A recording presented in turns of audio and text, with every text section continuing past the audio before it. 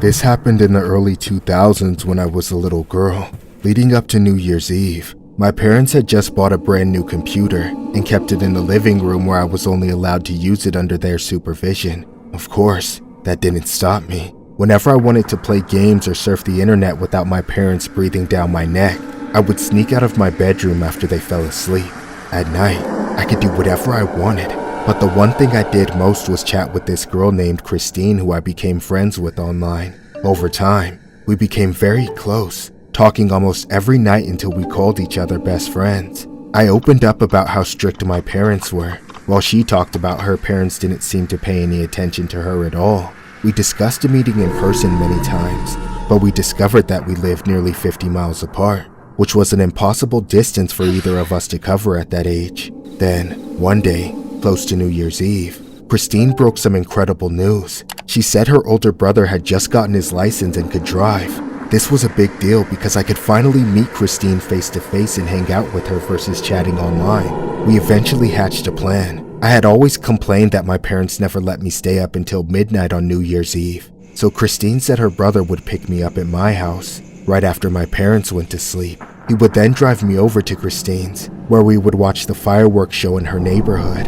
Then he would drive me back to my house before my parents woke up in the morning. I was excited as hell and felt like a rebel for once. I was tired of obeying such strict rules all the time and being told what I could and couldn't do. It felt good trying something new for once. On the night of New Year's Eve, I waited up in bed until 10 p.m. My parents always fell asleep before then. Soon after, I looked out my window and saw the car parked on the street just past my driveway. That was him, Christine's brother, there to pick me up. I snuck out of the house, then went up to the car and tapped on the window. It opened just a crack, and in the darkness, I could barely see his face. He said he was there to pick me up, just like we had planned, so I got in the back seat. Once inside, I started to feel a bit nervous. I still couldn't quite see what he looked like, so I tried to make conversation, hoping it would make things less uncomfortable. So, where's Christine? I don't know. What do you mean? Is she waiting at the house for me? I made her up. What? Christine is a lie. I made her up. What? No. Why? To get to you! Let me out! Let me out! By the time I realized I had walked into a trap, I was already racing away from home at 60 miles per hour. There was no way out, no way for me to get the better of him. I couldn't break through the window or find any sort of weapon. I couldn't even try to choke him without pulling my arms away from his neck like they were made of ribbons. To make matters worse, it was the middle of the night, and all anyone was focused on were parties and fireworks. When he pulled into the driveway of his house, there wasn't a single person on the street I could call for help. As the garage door closed behind us, I felt like I was being buried alive. The next thing I knew, he was dragging me out of the car as I kicked and screamed, fighting for my life. He took me into his basement where he tied me up and shackled me to the wall of his dungeon. I was too innocent to know what was about to happen to me, but I was sure it was going to be worse than anything I could possibly imagine. 7, 6, 5, 3, 1.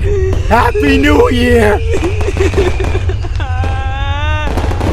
Oh, my dear sweet wife, don't cry. It's time for the real fireworks.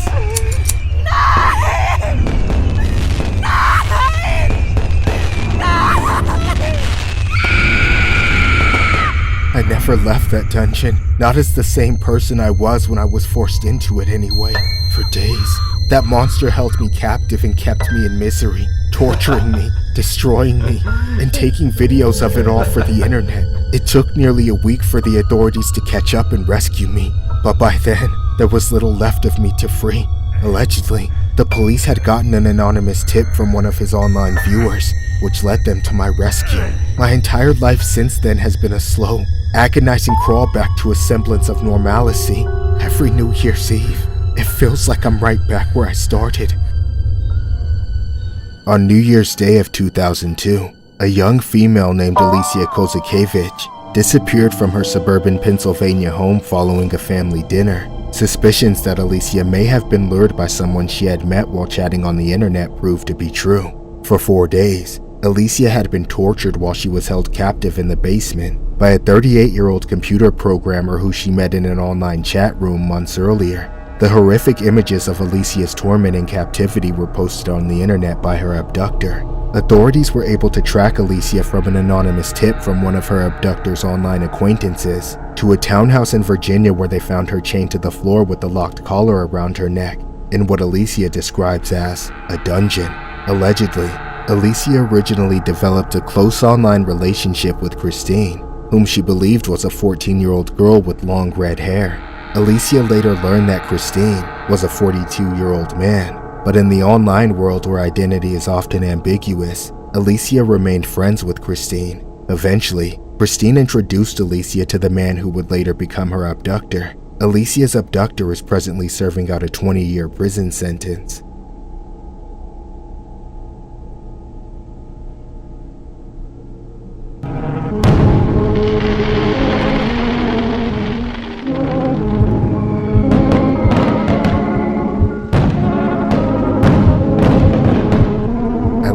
Mother, brother, and 3 sisters. Unfortunately, our father has been gone for many years. My brother, being the oldest child and only son, believes this makes him the man of the household, but he's anything but that. He's just a piece of shit. He just bullies all of us, including my mom.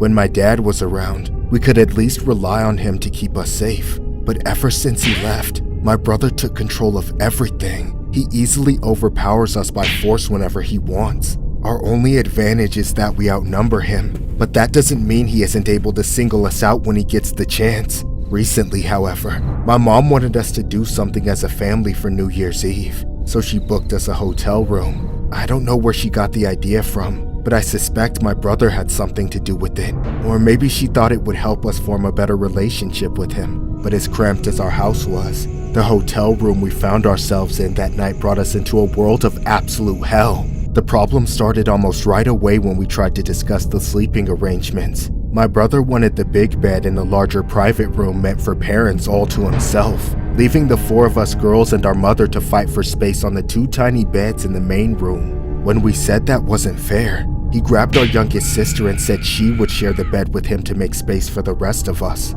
This caused everything to explode into madness. We knew he was going to do something horrible to her, and he was clearly willing to trade her for me or either of my other sisters. Our mom, desperate to defuse things, offered to take her place, but he said he would rather die than sleep next to someone as old, fat, and ugly as her. For hours, we fought and fought until it was almost midnight. Suddenly, our mom told us all to stop so we could at least appreciate the whole point of why we came to the hotel in the first place. To watch the countdown to New Year's and the fireworks that followed. We all knew the argument would resume as soon as the show was finished, but everyone seemed tired enough to take a break, even if it was only for a few minutes. So, we all gathered on the small balcony just outside our room. It was freezing, but nobody wanted to huddle together for fear of our brother touching us. For 10 unbearably awkward seconds, we counted down as one family. Then the fireworks started, enough to keep us distracted for just a moment. Sadly, my brother tried to use the fireworks as a diversion. While he thought nobody was looking, he put his hand over my little sister's mouth and tried to pull her back inside the hotel. He managed to close the door on us, almost locking us out. But my older sister noticed at the last second and grabbed the door to keep it from locking. Then my mom joined her and they ripped the door open. Before I knew it, the 2 of them and my older sister rushed inside, leaving the door wide open for me to follow. But I didn't. The fireworks were still going on for a little while. I figured there wasn't any point in trying to change anything anymore, so I decided to enjoy one nice thing in my life while I could. Just when I thought I had a moment to myself, all hell broke loose. I looked back inside moments later and saw my brother with a knife. He charged after my sisters, but my mother jumped in the way to protect them. He then stabbed her without even flinching. When he was done with her, he didn't hesitate to finish what he started. It didn't matter if they ran or fought back. He caught them and was trying to take them all out, stabbing and slicing them one by one. I had to get away, but there was only one way out. Down. I climbed over the railing of the balcony and started to make my way to the lower level. But by then, I had already waited too long.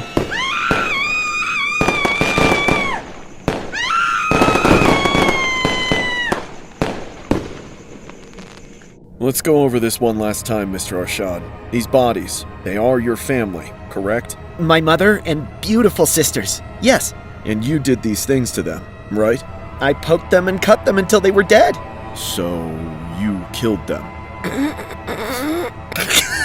I did! At the stroke of the new year. Okay. And then from midnight until housekeeping found you at 7 in the morning, what were you doing? Do you really want to know? Yes. Do you really want to know? Yes! Do you really want to know? Just tell me! Tell me, goddammit! Well, it's the holidays, isn't it? We finally had some family bonding time.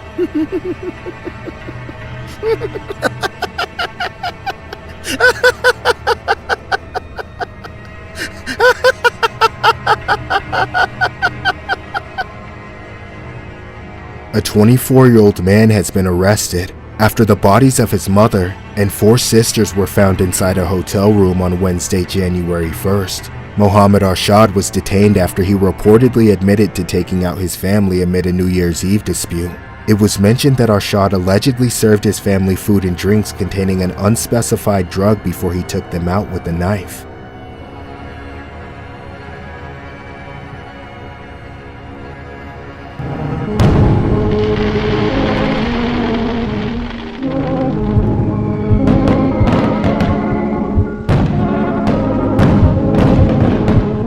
One year ago, I was celebrating the final day of 2024. It would soon be 2025. My girlfriend and I wanted to celebrate New Year's Eve in New Orleans. We'd been there for Mardi Gras a few times, so we knew what to expect. The streets were packed. Parties spilled out of every building in sight. For the countdown to New Year, we made our way to the center of it all, Bourbon Street. We were as drunk as anyone there. The crowd was electric, almost overwhelming, but it felt so worth it just to be a part of something so amazing.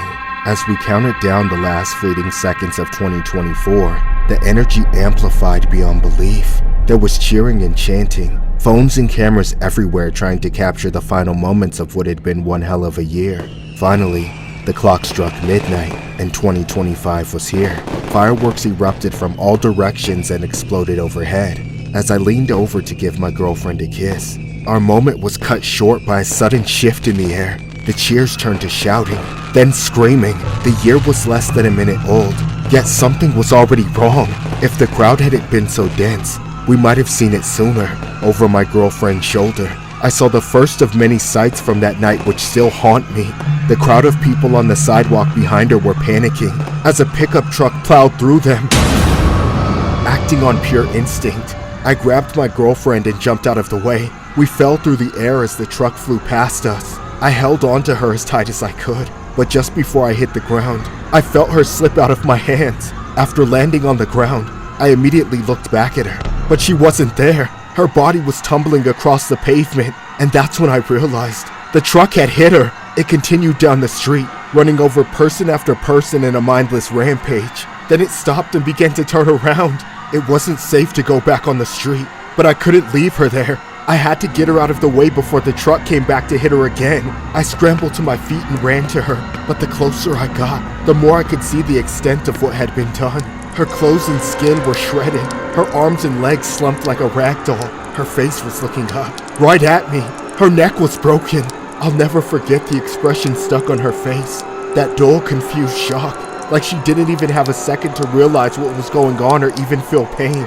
As I stared down at her, watching the color of life still draining from her skin, I wanted to collapse, break down, scream in agony, but it had to wait. Not far away, I heard the truck revving and screeching, barreling towards me all over again. I panicked and ducked into the first alleyway I saw. Just seconds before that monster blew past. That time, I caught a glimpse of the man behind the wheel. There was unbridled rage in his eyes, but not quite insanity, just pure evil. He knew exactly what he was doing, and he was never going to stop until all of us were dead. Cowering in that alleyway, my mind grappled with reality. It had all gone to shit so suddenly. I was bearing witness, trapped and powerless as that monster circled back and forth, murdering innocents with every pass, grinding the remains of his dead victims into the asphalt again and again. Eventually, it had to come to an end. The cops finally surrounded the truck, yet the psycho wouldn't quit. I watched as he stepped out and opened fire on the police without a moment's hesitation. He wounded a couple of them, but within a few seconds, they took him out. The instant he hit the dirt, I felt a wave of compulsion. I ran out into the street and right to my girlfriend. I wanted to be with her even though I knew she was gone. Looking back though, seeing her again after she had been run over so many more times was probably a mistake. In the aftermath, I was inconsolable, convinced it should have been me that died, not her. I should have just shoved her out of the way instead of trying to save myself too. I had to explain to her family the way she died, expecting to be torn to pieces for failing her. However, those who could manage to speak told me it wasn't my fault. There was only one man responsible, the man driving the truck. His name was Shamsuddin Jabbar. The police found a terrorist flag in his truck, as well as several videos he posted just before the attack. In them, he pled his allegiance to that evil cause, plainly stating what he planned to do. In the end, over a dozen people were killed that night, and many more suffered life-altering injuries. The funeral for my girlfriend was held a week later. Today, as New Year's Eve approaches once more, these memories have resurfaced, as crystal clear and painful as the day they were carved into me. If it is even possible to celebrate New Year's Eve at this point, I will be doing it alone.